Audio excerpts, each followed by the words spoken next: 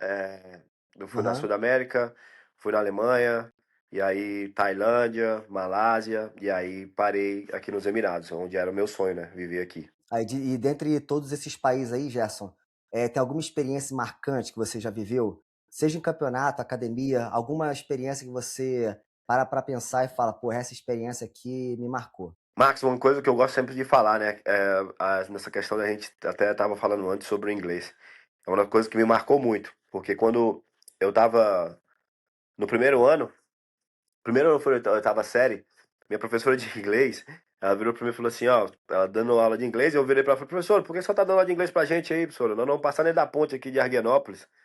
Ela virou pra mim e falou assim, ó, um dia você vai lembrar dessas palavras que você tá falando, e você vai precisar do inglês, e aí você vai se arrepender, né, por não ter aprendido menos básico. Minha primeira viagem, Peru, meu primeiro aluno norte-americano.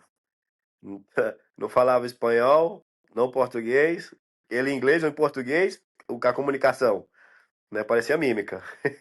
Graças a Deus, né? O jiu-jitsu a gente ensina ali fazendo a técnica e a gente desenvolve, mas, cara, a coisa que mais me marcou foi tipo assim, cara, eu preciso aprender uma língua, né? E essa língua é universal. Então, se eu tiver o inglês, eu posso ir para qualquer lugar do mundo. Então, esse foi a maior principal porta e marcante na minha cabeça que, tipo assim, cara, você tem que aprender uma língua. Então, eu acho É, que. independente da onde você vá, acho que hoje, como você disse, o inglês é a língua universal e abre portas. Independente da língua nativa do país, você sabendo o básico do inglês ali, abre muitas portas para você, começar a trabalhar fora do Brasil e, lógico, criar relacionamento, né, a Sem médio e dúvida. longo termo aí com a galera. Sem dúvida. Então é isso que me marcou muito, né? Falando daí, eu falei, cara, tem que aprender, né? E fora que, pô, quando você vai pra um país, igual eu fui pra Lima, cheguei lá, é espanhol. Cara, tu tem que aprender a língua do país, né, velho?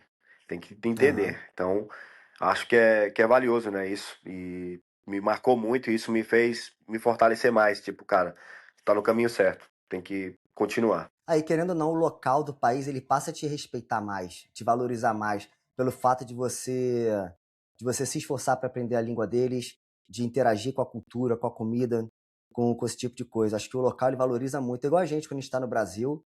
A galera que está no Brasil está assistindo o nosso podcast, é diferente quando chega um estrangeiro no Brasil e se esforça para falar português, fazer algumas piadas, experimentar a comida, elogiar, dar um feedback positivo, seja positivo ou negativo, mas só pelo fato do estrangeiro estar interagindo com a gente na nossa língua, cria um certo vínculo de proximidade, né. Não, sem dúvida. E isso foi como tu falou, né? A gente se aproxima, a gente entende que aquela pessoa ele tá tentando, né? Ele tá se esforçando para tentar falar, para tentar se comunicar, para estar ali perto, para fazer parte, né, do processo. E, cara, é isso. Me marcou muito nessa questão de tem que aprender, você tem que evoluir, você tem que entender como é que funciona a questão de desenvolver sua vida dentro do jiu-jitsu. Então, é isso, tem que aprender a língua onde você vai viver e viver a cultura, né? Não Com ficar certeza. atraído.